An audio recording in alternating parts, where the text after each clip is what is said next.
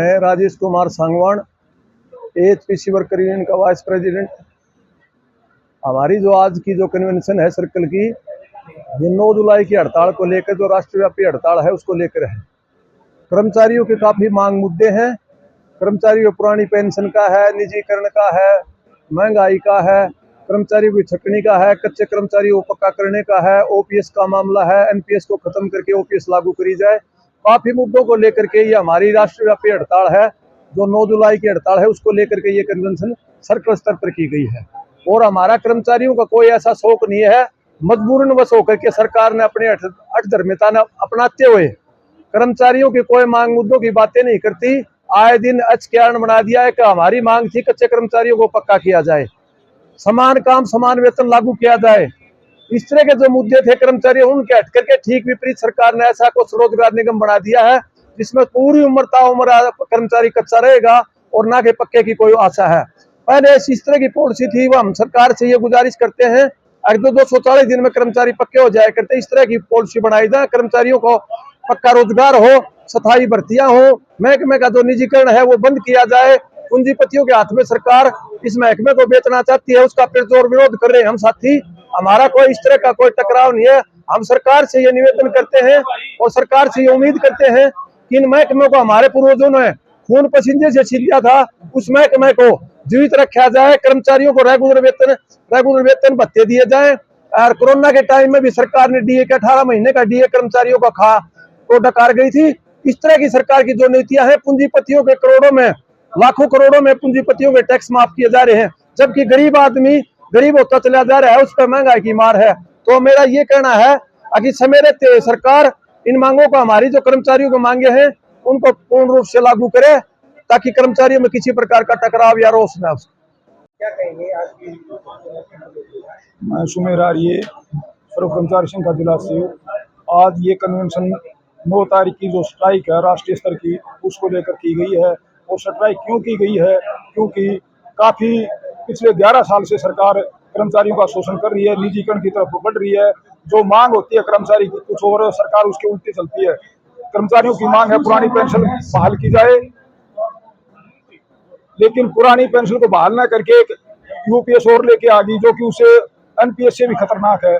तो हमारी मांग है कि यूपीएस को और इन अखंडों को छोड़ के सरकार पुरानी पेंशन को बहाल करे, कच्चे कर्मचारियों को पक्का करे, 8वां वेतन आयोग लागू करे और जो 2020 लेबर कोड बिल है उसको भी रद्द किया जाए। और जो बिजली बिल संशोधन नियम अधिनियम 2020 है उसमें भी संशोधन किया जाए, क्योंकि कर्मचारियों पर और जनता पर बोझ बढ़ता जा रहा है। सुविधाएं दी नहीं जा रही, कर्मचारियों की भर्ती नहीं हो रही, कर्मचारियों पर जनता के और कर्मचारियों का टकराव करवा रही है सरकार जानबूझ के, क्योंकि एक कर्मचारी पर 5 कर्मचारियों का बोझ है। काम कर्मचारी ढंग से कर नहीं पाता और अपनी जान जोखिम में डाल के कर्मचारी काम कर रहा है, फिर भी सरकार उनकी कोई सुनवाई नहीं कर रही। पूंजीपतियों को के हवाले ये महकमे करने जा रही है। इनके विरोध के स्वरूप में ये 9 तारीख की हड़ताल है। फिर भी सरकार नहीं मानी तो सारा कर्मचारी रोडों पर होगा और सरकार को झुकने के लिए मजबूर करेंगे। हम तो ये चाहते हैं कि सरकार समय रहते चेत जाए और कर्मचारियों की बातों को, मांगों को मान ले। ये केवल कर्मचारियों की मांग नहीं है, जनता की मांग है, जनता के हित की मांग है। काम पक्का करवा रहे हैं, एक कर्मचारी से दुआ काम ले रहे हैं, वेतन सरकार दे नहीं है। ठेके से भी ज्यादा खतरनाक एक और लेके आई है कारण। इसी तरह शिक्षा के अंदर भी दो टीचरों की दो टीचर एक स्कूल को संभाले हुए हैं और गैर शैक्षणिक कार्य भी लिए जा रहे हैं। इसी तरह रोडवेज का भट्ठा बैठा दिया। सरकार नाम लगाती है कर्मचारियों का और सरकार की नीति ऐसे है, उन नीतियों के कारण से महकमों का भट्ठा बैठ रहा है। तो हम फिर मांग करते हैं सरकार से कि समय रहते कर्मचारियों की मांगों को मान ले और जनता को अच्छी तरह सुविधा मिले। हम ये चाहते हैं, इसी को लेकर ये स्ट्राइक है। नहीं माननी तो हम आगे और बड़ा आंदोलन करने के लिए मजबूर होंगे। नाम और पद? सुरेंद्र यादव, राज्य cashier, all Haryana power corporation worker union. आज की जो कन्वेंशन है ये स्टेट के आह्वान पर 9 जुलाई की हड़ताल की तैयारियों को लेकर पूरे प्रदेश में की जा रही है। तमाम राज्य के नेताओं की ड्यूटियां लगी हुई हैं अलग अलग सर्कलों में और हमारी यूनियन प्रत्येक कर्मचारी तक, सब डिवीजन स्तर तक जा रही है। सरकार कर्मचारियों से, बीजेपी की सरकार पिछले 11 साल में सरकार ने कोई वार्ता नहीं की है और सरकार से बार बार जाके वार्ता की है मुख्यमंत्री चाहे पहले मनोहर लाल खट्टर जी थे, चाहे अब नायब सैनी है। अभी भी हम नायब सैनी जी को भी हम अपने मांग पत्र जाके सौंप के आ चुके, लेकिन सरकार वार्ता करने को तैयार नहीं है। मजबूरीवश कर्मचारियों को आंदोलन की राह पकड़नी पड़ रही है इतनी जल्दी।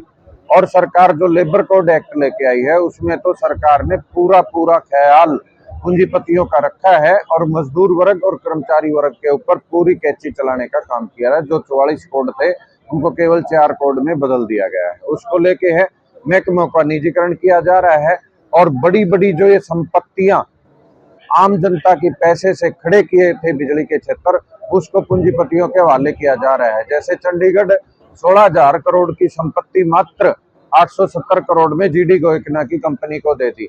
अब यूपी के अंदर भी यही हाल चला हुआ है। 211वां दिन आज यूपी का है और उसके अंदर आंदोलन जारी है। और सरकार यूपी का इतना बड़ा क्षेत्र बिजली का बेचने को सरकार तैयार बैठी और उसे बेचने पे आमदा है और लोग आंदोलन कर रहे हैं। इसको लेके पूरे देश का 27 लाख कर्मचारी स्ट्राइक के ऊपर जाएगा। और अकेला कर्मचारी हड़ताल पे नहीं जा रहा है, उस हड़ताल के ऊपर रेलवे है, जहाज वाले हैं, बंदरगाह वाले हैं, कोयला वाले हैं, LIC है, बैंक है, बीमा है, रोडवेज है, तमाम के तमाम डिपार्टमेंट और 10 बड़ी ट्रेड यूनियनें हड़ताल में शामिल हैं।